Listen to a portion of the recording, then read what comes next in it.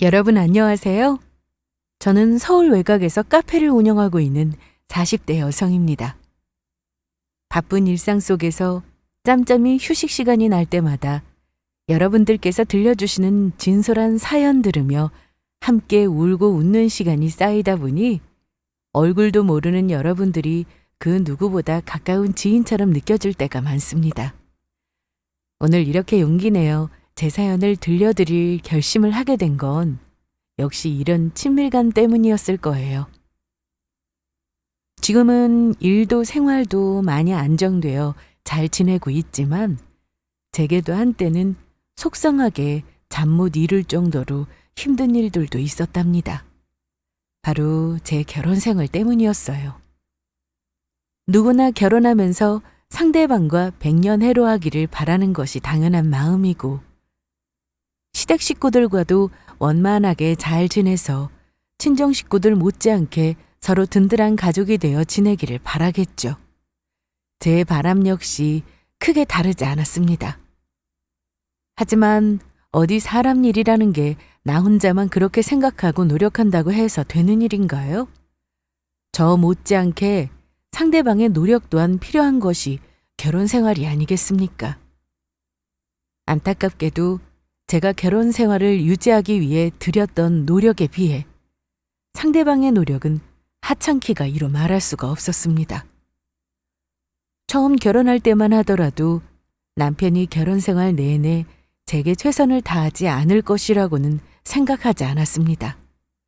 그도 그럴 것이 저희 연애할 때만 하더라도 저 하는 말이라면 들어볼 것도 없이 무조건 끄덕끄덕 제 말을 따라주는 남자가 바로 그 사람이었으니까요. 사실 제 성격이 그리 순하고 얌전한 편은 되지 못합니다. 어릴 적부터 옳은 일이 아니라고 생각한 것은 그냥 넘기고 드는 법이 없는 저였어요.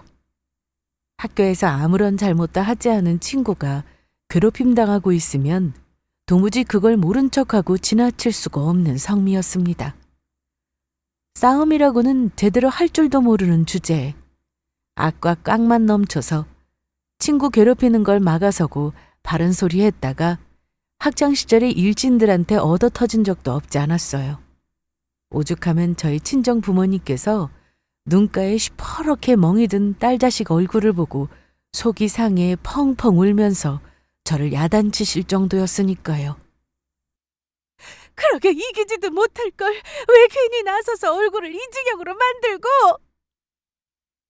저라고 다쳐서 돌아와서 부모님 속상하게 만드는 게 기분 좋을 리는 없었지만 그래도 어쩌겠습니까? 이게 제 타고난 성격인 걸 말입니다. 부모님께서도 귀한 딸 자식이 다쳐 돌아왔으니 속상한 마음에 혼을 내시기는 했지만 그런 제 성격 모르시는 것 아니었고 그리고 은근히 이렇게 불리하다고 굽히지 않고 바른 말을 해야 직성이 풀리는 제 성격 자랑스러워 하신다는 건 알고 있었습니다. 그래도 우리가 자식 하나는 잘 키웠지. 요즘 같은 세상에 친구 괴롭힌다고 누가 우리 딸내미처럼 용감하게 나설 수 있겠어? 저 잠든 줄 아시고 몰래 약 발라주시며 하시던 친정엄마 말씀에 죄송스럽기도 했지만 뿌듯한 마음도 들었습니다. 저는 이런 제 성격, 다른 사람 누구에게도 숨기거나 감추지 않으며 살아왔고 그건 남편 처음 만날 때도 마찬가지였어요. 사람과 사람 대할 때도 그렇지만 사회 문제나 직장에서 일어나는 부조리한 일들 관련해서도 옳다고 믿는 것에 대해서는 숨김없이 제 의견을 표하곤 하던 저였습니다. 때문에 남편 역시 저 처음 만났을 때 이런 제 성격 모르지 않았습니다. 누군가 부당한 일을 당할 때마다 마치 제 일이라도 된 양 열을 올리는 제 말에 항상 맞다, 옳다구나 맞장구 쳐주던 남편이었어요. 당신 만날 때 내가 이런 소리만 하니까 좀 피곤하지 않아? 어떤 사람들은 나보고 꺾일 줄 모른다느니 성격 드세다느니 그런 소리도 하던데. 무슨 소리야. 다들 자기같이 생각은 해도 자기 손해볼까 봐 두려워서 그냥 꾹 참고 살고 모르는 척하는 거지. 아마 다른 사람들도 자기 하는 거 보면 속이 다 시원할걸? 제 성격이 워낙 이렇게 강한 부분이 있다 보니 제 주변 사람들의 저에 대한 평가는 갈릴 수밖에 없었어요. 저를 좋아하는 사람들은 자기들 대신 할 말 다 해주는 저를 보며 속이 시원하다며 많이 좋아해 주었지만 그런 저를 입 바른 소리 한다며 고깝게 보는 사람들도 적지 않았죠. 저야 뭐 타고나기를 저 안 좋아하는 사람들 눈치 보며 사는 성격은 아니었습니다만 그래도 결혼을 전제로 만나고 있는 사람이다 보니 남편한테만큼은 이런 내 모습이 어떻게 보일까 신경을 쓰지 않기가 어렵더라고요. 그러기에 조심스레 건넨 제 말에 펄쩍 뛰는 남편이었어요. 다른 사람은 몰라도 이 사람은 처음부터 이런 내 성격 마음에 든다고 적극적으로 내게 다가왔으니 그럴 리 없다고 생각하면서도 저렇게 스스로 확인하는 말을 해주니 고맙기도 하고 뿌듯하기도 했습니다. 결혼한다고 해서 이런 제 성격이 바뀌지는 않았어요. 사실 남편과 결혼하고 나서 초반부터 시댁과 트러블이 없지는 않았습니다. 제 시댁 식구들, 특히 시어머니는 요즘 신세대 시어머니와는 다르게 다소 옛날 사고방식을 가지고 계신 분이었습니다. 왜 있잖아요. 여자가 시집을 가면 출가 외인이고 한번 시집을 갔으면 시댁 귀신이 되어야 한다고 생각하는 그런 시어머니 말입니다.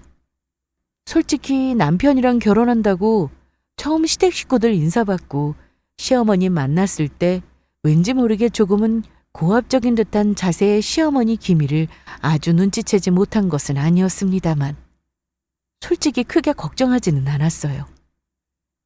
당시에 저나 남편이나 직장 생활한다고 바빠 두 사람 얼굴 보기만도 빠듯했고요.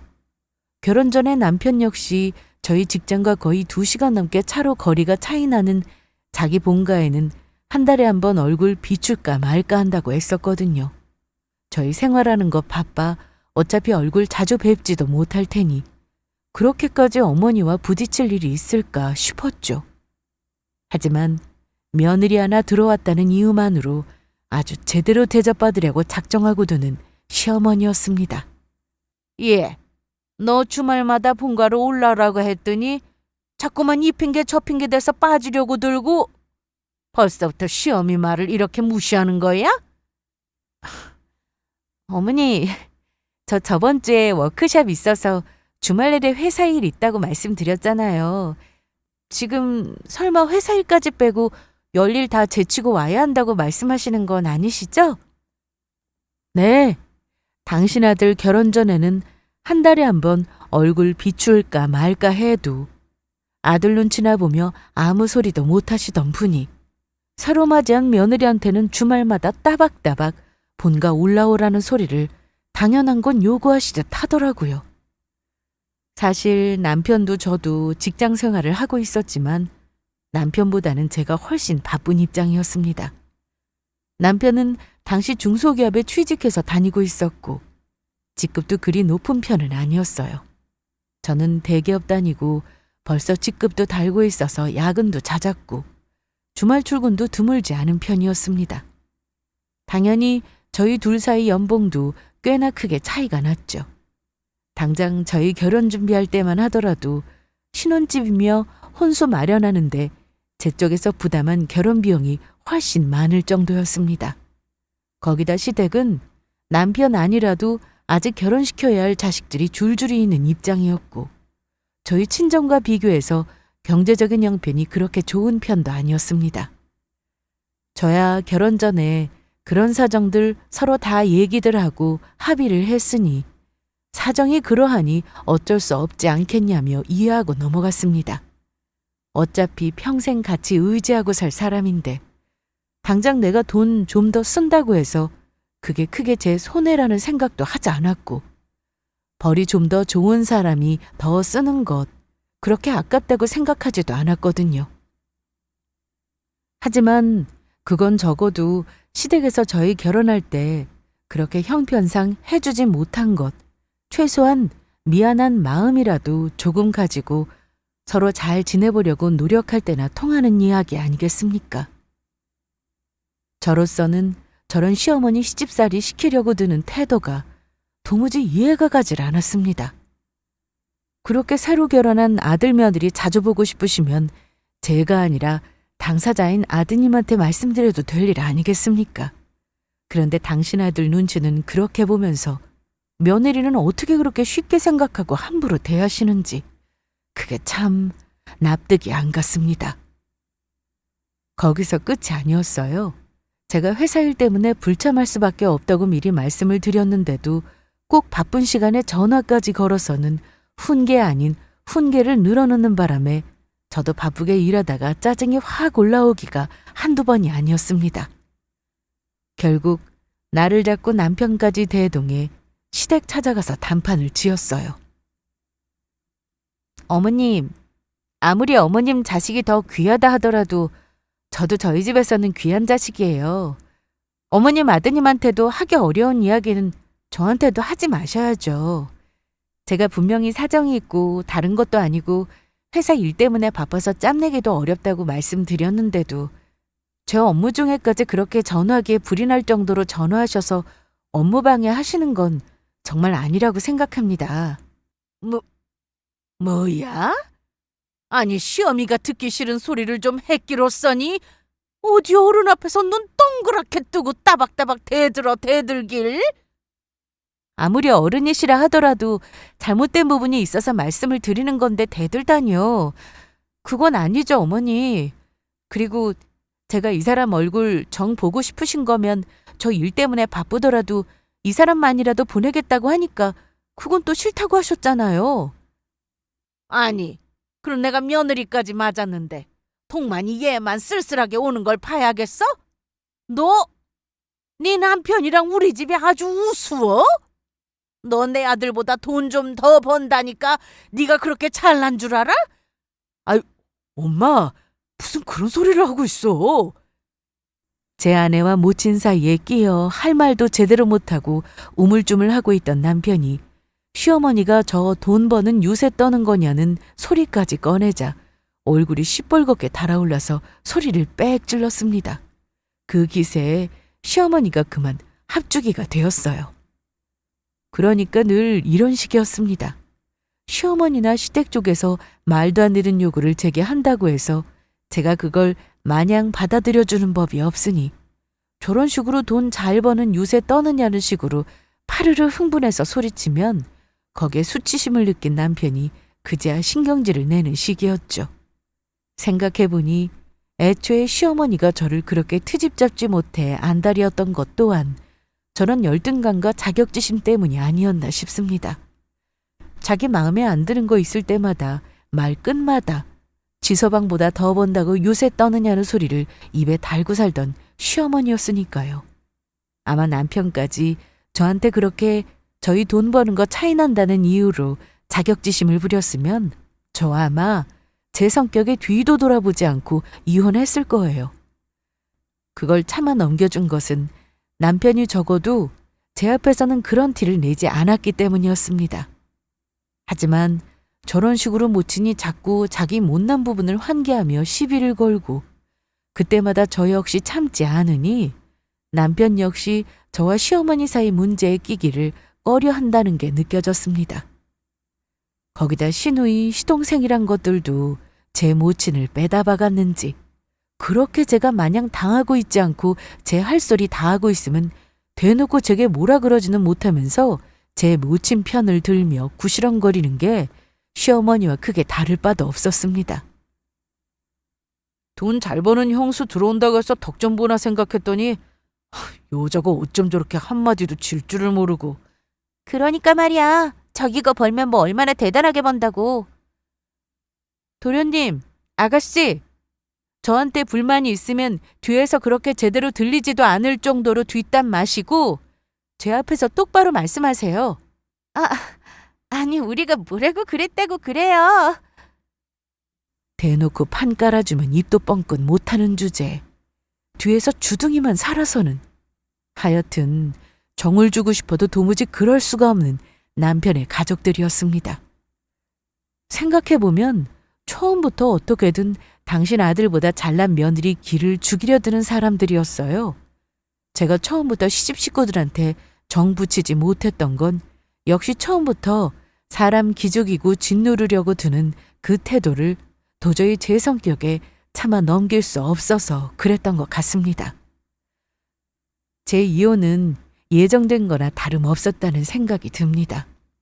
저렇게 정남이 떨어지는 시집 식구들이라고 두고 있는데 제가 그 결혼 생활을 유지하는 이유라고는 오로지 남편밖에 더 있었겠어요? 하지만 유일하게 믿을 구석인 남편마저 내 편이 아니라는 생각이 든다면 제가 미쳤다고 저런 것들 감수해가며 그 사람이랑 같이 살 수 있었겠어요? 저희 이혼의 원인은 남편의 외도였습니다. 상대는 남편이 당시 근무하고 있던 중소기업에 새로 들어온 여직원이었습니다.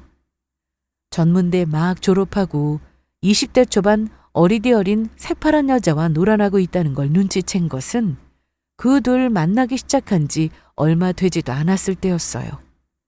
항상 일이 많이 바빠서 남편보다는 제가 퇴근이 늦은 편이었는데 언제부턴가 피로에 찌들어 들어오는 저보다도 귀가가 늦어지기 시작한 남편이었습니다. 남편이야 요새 새로 수주하게 된 사업이 워낙 바쁘게 돌아가서 일이 많아졌다고 둘러댔지만 제게는 통하지 않을 변명이었습니다. 남편과 저는 비록 회사가 다르기는 했지만 비슷한 업계에서 일을 하고 있었어요. 물론 남편이 다니는 회사 쪽이 하청의 입장이기는 했죠. 관련 업무가 어떻게 돌아가는지는 사실 남편보다 제 쪽에서 훨씬 빠삭하게 잘 알고 있었습니다. 워낙 동종업계 소문이야 대기업에서는 소문이 발빠르게 퍼지는 법이니까 남편이 핑계로 든 그 계약에 대한 이야기 역시 진작 들어 알고 있었습니다. 사실 남편이 다니고 있던 중소기업이 맡을 만한 규모의 사업이 아니었어요. 당연히 이를 의심스럽게 생각한 저는 일하는 지인들 몇 달이 걸쳐 금세 남편 회사가 그 계약과는 아무런 연관이 없음을 알게 되었습니다. 다른 회사야 계약이 돌아갔더라고요. 그런데 그걸 핑계 삼아 야근을 밥 먹듯 일삼는 남편이라니. 누가 들어도 상황에 의심스러울 수밖에 없지 않습니까? 내 말이라고 하면 파트로 매조를 쏘았다고 해도 옳다쿠나 하면서 껌뻑 죽는 사람인데 괜한 생각이라며 불안한 마음을 지우려 했지만 결국 내 두 눈으로 남편이 어쩌고 돌아다니는지 확인하지 않으면 도무지 밤잠을 이루지 못할 것 같았습니다. 남편 퇴근하기를 기다려 회사 앞에 몰래 잠복하고 있다. 그만 그 둘 외도 현장을 딱 목격해버리고 만 거죠. 제 분노야 이루 말할 데가 없었습니다. 생각지도 못하게 외도 현장을 아내에게 딱 걸린 남편이라는 놈이나 생각이라고는 없이 밥 사주고 선물 사다 바치며 공주 대접해주는 유부남하고 노느라 희희낙낙했던 머리에 피도 한 마른 새파랗게 어린 것 모두 경악해 어쩔 줄을 몰라 하더군요. 분노의 꼭지가 돌아버린 본처를 맞이하고는 누구랄 것도 없이 공포에 질려 바닥에 무릎을 꿇고는 덜덜 떠는 꼴이 참 우습지도 않았습니다. 야, 니까짓게 감히 바람을 피워? 돈도 못 벌어, 직장도 별로야. 그렇다고 생긴 게 대단하기래. 아무것도 내세울 거 없는 놈, 그저 다른데 한눈 안 팔고 가정에 충실하다는 내 말 잘 듣는다는 그거 하나 믿고 너같이 부족하고 모자른 놈하고 같이 살아줬더니 감히 나를 속이고 바람을 피워? 여보, 오해야 오해. 오해 같은 소리하고 있네. 새파랗게 어린 년이랑 놀아나다 현장에서 걸려놓고 이게 지금 누굴 바보로 알아? 그렇게 남편 속이고 상간여고 할 것 없이 열이 뻗쳐서 비 오는 날 먼지 나도록 흠씬 두들겨 패주서야 흥분이 조금 가라앉았습니다. 머리끄덩이 잡히고 제게 두들겨 맞고 꼬집혀온 면상이며 몸이 울긋불긋해진 그것들이 겁을 집어먹고 울먹였습니다. 그 꼴을 보니 또 기가 막혔어요. 뻔뻔한 놈들은 마누라한테 외도 현장 들키고도 적반하장으로 잘못한 거 없다며 바락바락 소리 지르고 지들이 더 난리를 친다던데 그럴 깡도 담도 안 되는 것들이 뒤에서 저 더러운 짓거리를 벌이고 있었다니 여전히 분노에 차 씩씩거리며 소리를 질러댔습니다. 네 거지 같은 어미하고 동생이라는 것들 가당치도 않은 꼴값 떠는 것만 해도 내가 네 놈 데리고 살아줄까 말까였는데 감히 밖에 나가서 여자까지 끼고 놀아? 니까짓 게 도대체 뭘 믿고 나한테 이따위로 굴어? 너 같은 놈이랑은 당장 이혼이야! 여보! 너 각오해. 너나 전현이나 내가 두 번 다시 예전처럼 고개 빳빳이 못 쳐들고 다니도록 인생 제대로 망쳐줄 테니까. 여보! 여보, 내가 잘못했어. 여보! 사모님, 살려주세요.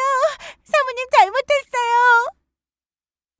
이를 뿌듯 깔며 저 두 인간 인생 끝장내주겠다고 으름장을 놓자 절박한 표정으로 매달리며 어느 누구 할 것 없이 파리처럼 두 손을 싹싹 비벼대며 제게 빌더군요.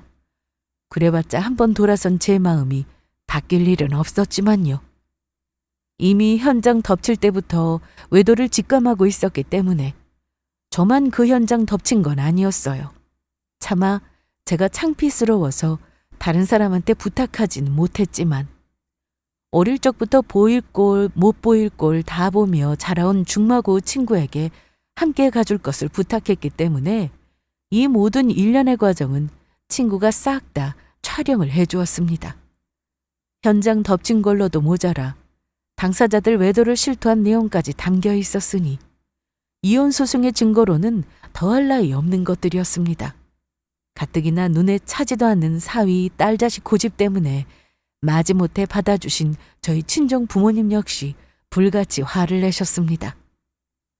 저 때려 죽여도 시원찮을 놈이 그래도 우리 은선이 말은 잘 두고 사는 것 같아 성에 안 차도 결혼을 허락해 줬더니 감히 주제에 이런 식으로 뒤통수를 때려?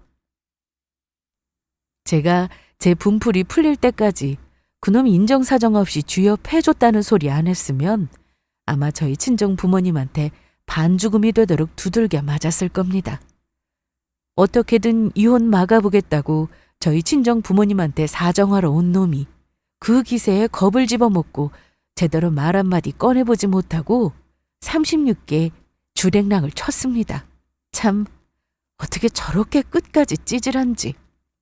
친정 부모님께 그 꼴 보여드리며 제가 얼마나 민망하고 죄송스러웠는지 몰라요. 제가 놈에게 외도를 이유로 이혼 소송 걸었다는 말에 시가 역시 쑥대밭이 되었습니다. 그도 그럴 것이 제가 직접적으로 그 집구석 도와주지 않았지만 아무래도 저희 부부 수입이 제 쪽이 훨씬 많다 보니 야금야금 시어머니 아쉬운 소리 할 때마다 저 모르게 남편 놈이 조금씩 빼돌린 건 모르지 않았습니다. 놈이야 멍청해서 제가 모르는 줄 알았겠죠. 그런 것들도 본가 식구들이라고 제가 속아줬다는 생각조차 못하고 말입니다. 그나마 조금이라도 도움 기대할 수 있었던 건 그 돈 잘 버는 유세 떠는 며느리 잃는 것도 모자라 못난 아들놈 탈탈 털려서 불륜남 낙인 찍히고 이혼당한다고 생각하니 뒤늦게 발등에 불이 떨어졌겠죠. 이혼이라니 절대 안 된다. 우리 집에 이런 일은 있을 수가 없는 거야. 그건 댕대 사정이고요. 자식 새끼 그따위로 키웠으면 나한테 사과를 해도 모자를 파네. 어디서 여기까지 쫓아와서 훈계를 하고 있어요? 그렇게 아들보다 돈 잘 버는 며느리라면서 기죽이고 뜯어먹을 생각하더니만 그래도 잘난 며느리 잃어버릴 생각하니까 아쉽긴 한 모양이지? 뭐야? 내가 당신 아들놈 그놈도 진절머리가 나지만 그 못지않게 정 떨어지고 밥맛 없는 게 바로 댁들이야. 자식 결혼하는데 아무것도 해준 거 없으면 부모로서 미안한 줄이라도 알아야지. 내가 그동안 당신 좋아서 그 정도로 하고 넘어간 줄 알아? 남편 못지않게 그 집안 식구들에 대한 안 좋은 감정도 적지 않았던 저였기에 주제에 아들 이혼 막아보겠다며 또 며느리 훈계를 하러 쫓아온 시어미라는 여자한테 그간 참아왔던 독설을 퍼부었습니다. 그동안에도 선을 넘으려들면 참아주지는 않았지만 그래도 시어머니라고 이렇게까지 날 세워서 이야기하지는 않았는데 이제 남편이라는 놈도 바람 피워서 갖다 버리는 판에 제가 사정 봐줄 게 뭐가 있겠습니까? 인정사정 볼 것 없이 쏘아붙이는 제 기세에 밀려 문전박대당하고 쫓겨나면서도 저 혼자 성이 나서 씩씩대는 시험이었습니다. 너 내가 너 얼마나 잘 사는지 두고 볼 거야. 내 아들 이렇게 버리고 나 이렇게 무시하고 너 얼마나 잘 먹고 잘 사는지 두고 볼 거라고. 두고 보면 당신이 뭘 어쩔 건데. 당신네들 수준에 안 맞게 잘 살아온 나 앞으로도 댁들보다 더 잘 살면 잘 살았지 지켜본다고 뭐 좀 달라질 것 같나요? 바짝 약이 올라 악담을 퍼붓는 시어미 뒷공무니에 대고 끝까지 저도 날선말을 내뱉었습니다. 그 정도로 이혼하고 나설 때 그 집구석에 대한 감정이 안 좋았어요. 이혼하는데 하하호호 웃으며 감정 좋게 정리하는 경우가 뭐 얼마나 되겠습니까만 정말이지 파국이란 이런 것이구나 하는 걸 실감할 정도로 서로 바닥까지 보이며 한 이혼이었습니다. 물론 그렇다고 해서 제가 손해보고 이혼하지는 않았습니다. 제가 손해를 왜 보겠어요? 모자란 것들하고 재수없게 엮여서 그동안 스트레스 받은 것만 해도 열받는 판에 모자란 전 남편이라는 것이 이혼의 빌미를 제공했으니 저로서도 얻어낼 수 있는 건 다 얻어내야 하지 않겠어요? 어차피 결혼할 때 들어갔던 돈도 제 쪽이 훨씬 많았고 외도에 대한 위자료까지 싹 다 뜯어내 제 집에서 쫓아낸 남편 놈이었습니다. 상간녀 소송이나 그들 불륜 동네방네 소문에서 주변 사람들 입방아 찢게 만든 건 덤이었죠. 이쪽 어깨도 그리 넓은 편은 못 되어서 한 달이 건너면 다들 아는 사람하고 엮여 있기 때문에 소문내는 것도 어려운 일은 아니었습니다. 게다가 제 쪽이 갑이면 갑이지 저쪽이 큰 소리 날 수 있는 입장은 아니었잖아요. 그렇다고 해서 제가 대기업 회장님인 것도 아니고 남편 다니던 회사에서 남편을 자를 수 있을 정도로 힘을 가진 건 아니었지만 그래도 명색이 대기업 관리직인데 저한테 밉보여서 좋을 것 없다는 생각에 그쪽에서도 제 눈치 보며 납작 엎드리더군요. 문제 그 불륜한 여직원은 어린 것이 벌써부터 가정 있는 놈한테 환장한 천박한 여자로 매장당한 것도 모자라 다니던 회사에서 그대로 잘렸고 시끄러운 문제 일으킨 전 남편은 회사에서 기도 펴지 못한다고 했습니다. 애초에 그렇게 비전이 있는 자리도 아니었지만 괜히 저놈 때문에 자기네 회사까지 곤란한 입장 되었다고 미운 털이 단단히 박혔으니 적어도 그 업계에서 그 이상으로 출세하기는 글렀겠죠. 속으로 아주 쌤통이라고 생각했습니다. 이혼하고 나서도 저는 여전히 바빴어요. 그 와중에 승진도에서 일이 더 많아졌는데 수년을 앞만 보고 달려왔더니 그만 몸에 무리가 왔는지 과로로 쓰러지는 일이 있었습니다. 일이 많아서 그랬기도 했지만 아무래도 이혼의 여파도 없지는 않았겠거니 싶어요. 이혼하고 속 시끄러운 마음을 일로 달래고자 더 무리한 것도 없지는 않았습니다. 딸 자식이 과로로 입원했다는 소리를 듣고 기겁을 해서 친정 부모님이 달려오셨어요. 회사고 뭐고 다 때려치워! 다 먹고 살자고 하는 일이지 내 새끼 이렇게 축내면서까지 할 정도로 세상에 대단한 일이 어디 있어? 이혼한 이후로 더 숭숭장구하며 잘 나가기는 했지만 그래도 부모님께 면목이 없었습니다. 자식된 입장에서 건강한 모습 보여드리지 못하는 것만큼 부모님께 큰 불효가 또 어디 있겠어요? 평소 같으면 내 고집 피운다고 또 부모님 속을 썩였겠지만 그래도 저도 이런저런 일 겪고 나면서 그나마 조금이라도 철이 들었던 모양입니다. 알았어요. 저도 이참에 쉬면서 몸도 좀 정양하고 앞으로 어떻게 지낼지 다시 한번 생각도 해볼게요. 입사 후 처음으로 제대로 된 휴식이라는 걸 하게 되었습니다. 아무래도 제 인생에 큰 사건을 겪다 보니 저도 이래저래 생각이 많아지더라고요. 카페 개업을 알아보게 된 건 역시 그런 영향이 있었을 겁니다. 저로서도 제 인생의 새로운 전환점을 맞이하고 싶다는 생각이 들었습니다. 마침 저 이혼할 때 큰 도움을 주었던 중마고우 친구가 외국에서 바리스타 공부를 하고 오기도 했고 함께 일하자는 제안을 해온 참이었거든요. 내가 국내에는 이렇다 할 인맥도 없고 그리고 믿고 사업 같이 하고 맡길 수 있는 사람이 나한테 너 말고 또 누가 있겠어. 너야 사회생활도 많이 해봤고 예전 같았으면 어림도 없었다고 생각했을 일에 저도 흥미가 가기 시작했습니다. 그렇게 푹 쉬고 건강해진 후로 친구와 열심히 가게 자리도 알아보러 다니고 직원들도 구하고 바쁘게 카페 사업을 준비하기 시작했습니다. 저희가 준비하던 사업은 아무래도 외국에서 체계적인 바리스타 공부를 하고 온 제 동업자인 친구의 영향으로 일반 동네 카페 수준이 아니라 카페를 정말로 즐기시는 분들이 믿고 찾아오실 수 있는 전문적인 공간으로 구성하게 되었습니다. 그러다 보니 서울 한복판에는 아무래도 공간도 협소하고 많은 분들이 즐기시기 어렵다는 판단 하에 서울 외곽으로 자리를 잡게 되었어요. 친구가 해외에서부터 인연을 맺어온 실력 있는 바리스타와 파티셰까지 초빙해오고 카페 인테리어에도 지대한 관심을 쏟는 등 이왕 시작한 카페 사업 제대로 휘어잡고 말겠다는 다부진 결심을 바탕으로 카페 사업을 시작하게 되었습니다. 처음 얼마간은 아무래도 저희 카페에서 일해주시는 전문 직원분들 인맥의 도움을 많이 받게 되었습니다. 일반 대중들에게는 생소하실 수 있으나 업계에서는 다들 이름을 날리고 계시던 분들이었기 때문에 그런 사람들을 한데 모아놓은 저희 카페에 대한 업계분들의 관심이 큰 편이었거든요. 아무래도 그런 인사들께서 카페를 찾아주시다 보니 자연스럽게 커피 마니아들 사이에서 저희 가게가 입소문을 타게 되었고 그렇게 가게 시작한 지 채 1년도 되지 않아 그 근방에서는 라이벌을 찾기 어려울 정도로 단기간에 크게 성장할 수 있게 되었습니다. 저 역시 대기업 관리직으로 일하면서 사람 보는 눈이나 물건 보는 눈을 키워왔던 것이 카페 사업하는 데 크게 도움이 되었습니다. 같은 업계는 아니라 하더라도 사업 운영하고 마케팅 전략 세우는 데에는 확실히 도움이 많이 되었어요.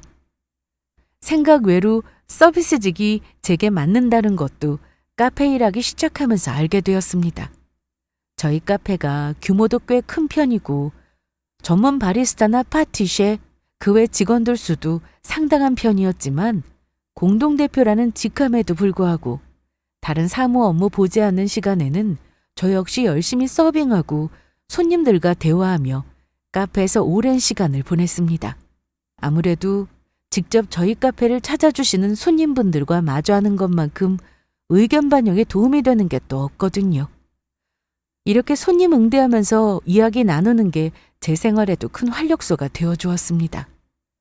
처음 카페 시작할 때만 해도 남들 다 부러워하는 대기업 때려치우고 경험해보지 못한 새로운 일 시작한다는 데에 대한 두려움이 아주 없지는 않았는데 이 일하기를 결정한 것만큼 제 인생에서 잘한 일이 없다는 생각이 들 정도로 더없이 만족스러운 하루하루를 보내고 있었습니다. 이렇게 잘 지내고 있으니 지난날에 이미 끝난 좋을 것 하나 없는 형편없는 악연들은 떠올릴 새도 없이 살고 있었어요. 제 인생의 황금기를 보내고 있는데 이혼한 전남편 놈이나 그 구질구질한 식구들 생각이 왜 났겠어요? 그래서 처음에 그렇게 어리둥절했었나 봐요. 내가 가장 사랑하는 공간에서 저한테는 이미 끝난 지 오래된 인간들의 면면을 마주하게 되었던 바로 그 순간의 말입니다. 너 오랜만이다? 사실 제가 대표직함 달고 있었기 때문에 서빙은 따로 담당하는 직원들이 있지만 사람 많을 시간대에는 일 거둔다는 핑계로 손님분들 반응을 직접 확인하는 일이 일상이 되어 있었거든요. 저희 카페야 늘 손님분들이 많이 찾아주시니 그날도 다를 것 없었습니다. 그렇게 마주한 얼굴이 두 번 다시 볼 일 없다고 생각했던 바로 그 얼굴이었다는 점만 빼면 말입니다. 저쪽 테이블에서 저를 콕 집어서 불렀다는 말에도 별다른 의심 없이 가보았습니다. 사실 저희 카페 잘 되기 시작하면서 카페 사업 궁금해하는 손님 중에 종종 이런 분들이 계셨거든요. 그런데 만나게 된 것이 저 여자라니 심지어 그 여자 혼자 오지도 않았습니다. 그 자리에는 그동안은 까맣게 잊고 있던 돈 잘 버는 저에 대한 자격지심으로 똘똘 뭉쳐있던 예전에는 시동생 시누이라 불렀던 그 못나고 가진 것 없던 것들이 죄다 총출동해 있었습니다. 그뿐이었겠어요? 이제 남남이 된 한때는 남편이었던 그 작자까지 제 어미 옆에서 제 눈치를 슬슬 보며 앉아있더군요. 기가 찼습니다. 저것들이 여기가 어디라고 기어왔나 싶었어요. 생각지 못한 장소에서 생각지 못한 면상들을 보니 반응을 어떻게 해야 하나 잠시 망설이고 있자 그 여자가 그새를 못 참고 입을 열었습니다. 너 그렇게 오만 잘난 척 다 하면서 나가더니 다방에서 커피나 나르고 있구나? 말 같지도 않은 그 소리를 듣자 이게 지금 어떤 상황인지 감이 조금 잡히더라고요. 그것들 얼굴을 빤히 들여다보니 하나같이 실실 쳐 웃으면서 마치 고소하다는 표정으로 저를 내려다보고 있더군요. 아, 이것들이 오해를 해도 단단히 했구나. 어디서 들었는지는 몰라도 제가 여기서 손님들한테 서빙하는 걸 보고 여기 직원으로 일하고 있다고 착각하고 신이 나서 온 가족이 그 꼴 구경하겠다고 왔다는 걸 금세 파악할 수 있었습니다. 참나, 내가 여기서 무슨 일을 하든 그게 이제 와서 쥐들이랑 무슨 상관이래요? 제가 정말로 여기서 서빙하는 일을 하고 있다 한들 자기들이 뭐라고요? 뭐 그것들 썩은 뇌로 할 법한 생각이란 빤했습니다. 이혼할 때만 하더라도 자기들 보기에 대기업에서 행세하던 제가 서울 변두리 카페에서 커피 나르고 있다고 하니 제가 회사에서 잘리고 먹고 살 길이 막막해지기라도 해서 신세가 처량하게 되었겠거니 싶었겠죠. 여전히 하는 생각이 천박하게 짝이 없는 인간들이었습니다. 한심하다 못해 이쯤 되니 불쌍하다 싶은 생각이 들더군요. 저것들 여기 기어오기 전까지 저것들 생각도 안 하고 살았어요. 근데 저것들은 얼마나 인생들이 불쌍하게 살면 벌써 몇 년 전에 갈라선 며느리 인생 처량하게 된 꼴을 구경까지 하겠다고 여기까지 온 식구가 기어올 생각을 해요? 그쯤 되자 뭐라고 나불대는지 한번 보자 싶더라고요. 이제야 네 주제에 맞는 일을 찾아봤나 보구나. 어쩌다 신세가 그리 되는지 몰라도 그러니까 잘난 척도 적당히 했어야지. 너네가 내 아들한테 이혼 소송 걸 때 너 나중에 어쩌고 사는지 내가 꼭 지켜본다고 했지? 왜 엄마? 그래도 적성 잘 찾아왔네. 저 여자 성질머리는 불같아도 그래도 그때도 커피 하나는 잘 탔잖아. 모녀가 작당을 해서는 사람 앞에 세워두고 저들끼리 신나서 짓거리는 꼴을 보니 그저 우습기만 했습니다. 참, 왜들 저러고 살까요? 더 상대하기도 싫어 한숨을 푹 쉬고 돌아서려니 득달같이 그 여자가 제 손목을 낚아채더군요. 야! 너 어디가? 여긴 손님 대접을 이따위로 해? 내 말 안 끝났는데 어딜 감히? 내 아들 헌신짝처럼 버리고 이혼한다고 큰소리 치더니 겨우 이러고 살려고 그랬어? 그러게 성격 죽이고 얌전히 말 듣고 살았으면 서로 좋았잖아. 남자가 실수 좀 할 수도 있지. 그걸 못 참아주고 사람 죽어라 괴롭히고 내 아들 싹 뜯어서 이혼하더니 그러고 고작 커피나 타며 사니? 참 네 수준에 딱 맞는구나. 그때 이혼하길 잘했지. 이혼하길 잘했어. 누가 들으면 자기들은 잘못한 거 하나 없는데 제가 악독해서 이혼한 줄 알겠어요. 쥐아들이 밖에서 바람 피워서 이혼당한 걸 마치 제가 너그럽지 못해 그렇다고 탓하는 꼴을 보니 저 여자 죽을 때까지 반성할 일은 없겠다 싶더군요.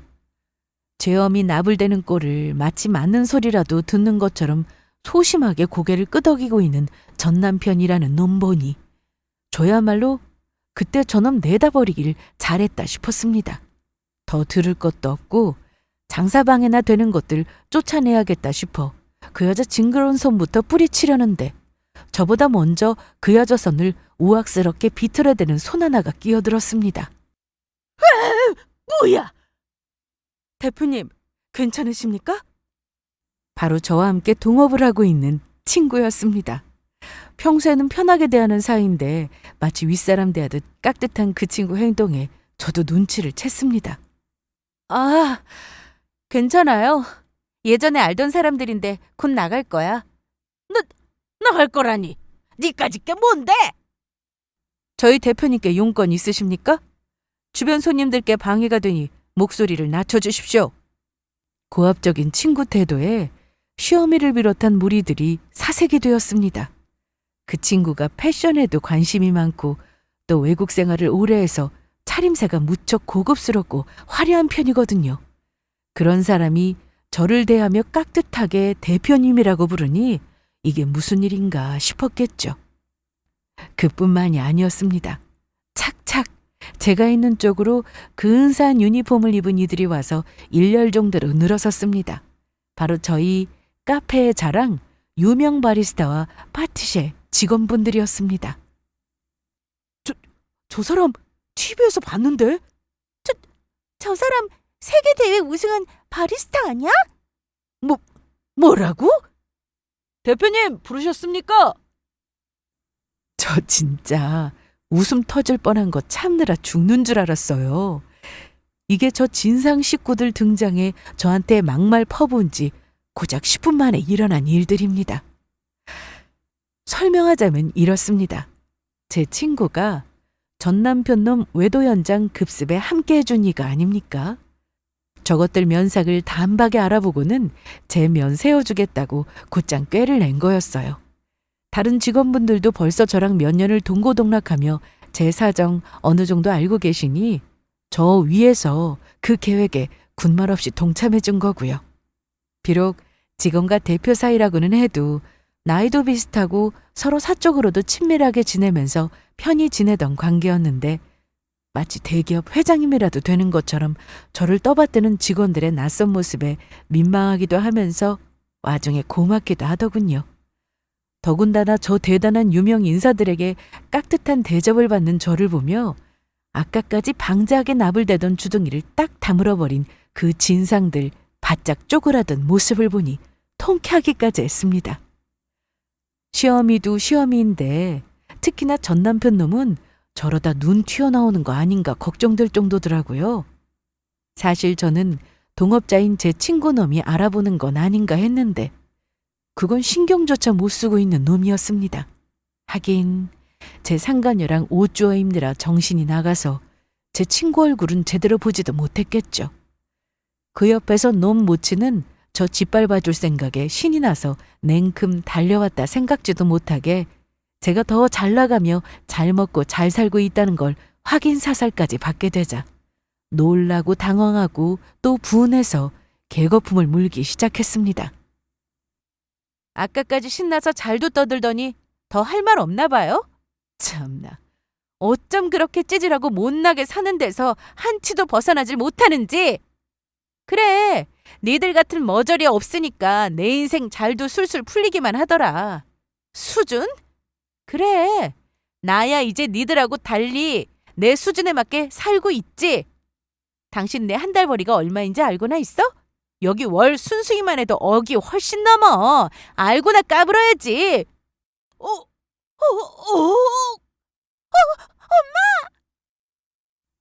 억이라는 한마디에 그대로 뒷목 잡고 뒤로 넘어가는 속물과 자기들 주제에 영접하지도 못할 사람 앞에서 쩔쩔매는 그 졸개들 꼴이 하찮기 짝이 없었습니다.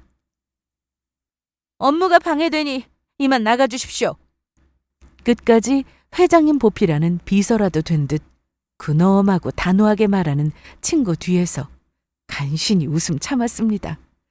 마지막으로 그 보잘것없는 것들 뒤돌아보며 한마디 더 붙였죠. 아, 한 가지 정정해야 할 게 있어서 보다시피 커피는 내가 안 탄다. 여기 이렇게 대단하고 유명하신 바리스타 분들이 계시는데 전문가들 두고 왜 내가 커피를 타겠어? 마지막까지 단단히 약을 올리는 제 말 한마디에 나라 이름 표정이라도 짓고 있는 것들을 보니 저 구질구질한 것들하고 엮일 일 없는 지금의 제 인생이 더더욱 행복하게 느껴지더군요. 저들 딴에는 대단히 상심한 모양인지 직원들 손에 볼품없이 끌려나가는 마지막까지도 세상 기운 다 잃은 망연자실한 꼴이 그저 우스울 뿐이었습니다. 단 한 놈, 전 남편이라는 놈만이 카페 마감 시간까지 밖에서 혼자 초조한 듯 한참을 서성이다 다시금 제 앞에 나타났습니다. 여보. 너 아직 안 갔니? 짜증스럽기 짝이 없는 제 말에 기가 팍 죽었으면서도 슬슬 제 눈치를 보며 전 남편이 말했습니다. 정말 여기가 당신 거야? 정말로 한 달 수입이 억이라고? 그게 너랑 뭔 상관인데. 남의 업장에서 어디서 어슬렁거리면서 장사 방해하고 있어? 경찰 불러야 꺼질래? 여보, 나 당신이랑 이혼하고 너무 힘들었어. 나한테는 당신이 전부였는데 내가 정말로 미쳤었나 봐. 미친 건 맞나 보다. 너 몇 시간 전까지 네 어미하고 내 카페 쳐들어와서 뭔 짓 했는지 그새 잊어버렸냐? 아니야. 나는 엄마가 당신 어디에 있는지 안다고 가보자고 해서 정말로 당신 보고 싶어서 따라온 거야. 나는 안 그랬어. 지엄이 신나서 주둥이 나불거릴 때 맞다고 대가리 끄덕거리는 거 다 봤구만. 이게 어디서 거짓말을 하려고 들어. 하긴 그렇게 거짓말을 밥 먹듯이 하는 놈이니까 마누라 있어도 어린 년이랑 바람도 피고 그런 거지. 안 그래? 여보, 그 여자랑은 이때 이후로 한 번도 본 적 없어. 나한테는 당신밖에 없어. 여보 소리 듣기 구역질하니까 하지 마. 내가 왜 네 여보야? 이혼해서 갈라선 지가 몇 년인데. 쥐신세 망치고 나 잘 못 산다는 소리 들으니까 와서 비웃으려고 귀여운 거 내가 모를 것 같아? 그래놓고 내가 이렇게 잘 나가는 카페 사장에 월에 억씩 번다니까 눈깔 뒤집어진 꼴 좀 보라지. 야, 네 그 멍청한 생각 내가 모를 것 같니? 나 진짜 힘들게 살면 고소해야 할 놈이 뭐 좀 떨어질 거 있을까 싶어 기생충 마냥 빈대 붙으려고 하는 걸 내가 모를 것 같냐고. 웃기지도 않는다 진짜. 나랑 살 때도 별 볼 일 없던 놈. 지금은 더 거지꼴 됐는데 내가 그런 거지 새끼를 왜 주워다 써? 고쳐 쓰지도 못한 쓰레기에 거지 새끼를 내가 뭐가 아쉬워서 도로 주워가겠니? 경찰에 스토커로 신고당해서 철창 신세까지 지고 싶은 거 아니면 당장 내 앞에서 꺼져. 여보. 놈이 꼴 보기 싫게 눈물까지 질질 짜며 우는 소리를 냈지만 전화기를 꺼내 경찰에 신고하는 신용을 하는 저를 보고 겁을 집어먹고 결국 비척비척 어둠 속으로 사라졌습니다. 참 끝까지 찌질하기가 이루 말할 수가 없는 놈이에요. 친구와는 이후에 술 한잔 기울이며 그날의 통쾌함을 자축했습니다. 내가 그놈 그거 면상을 잊을 리가 있겠어? 그래놓고는 여기까지 감히 기어와서 꼴값을 떨고 있어. 그래, 나 더는 주제에 오를 생각조차 못하는 나무된 걸 알았으니 지금쯤 배 아파 죽으라지 뭐. 내가 네 덕에 그것들한테 아주 통쾌하게 한 방 먹여줬다. 내가 잘 살고 못 살고를 떠나 남 잘 되는 거 배 아파하며 자기 잘못한 거 반성할 줄 모르는 인간들이니 제 행복을 불행 삼아 살아가겠죠. 없어서가 아니라 사고방식이 그따위라 자기들 불행을 자처한다는 건 끝까지 모를 인간들이에요. 저는 여전히 바쁜 카페 일 열심히 하며 제 일상을 살아가고 있습니다. 이제는 제 인생 떼어놓을 수 없는 소중한 공간인 카페 잘 유지해가면서 저도 제 행복을 위해 열심히 살게요. 긴 이야기 들어주셔서 진심으로 감사드립니다.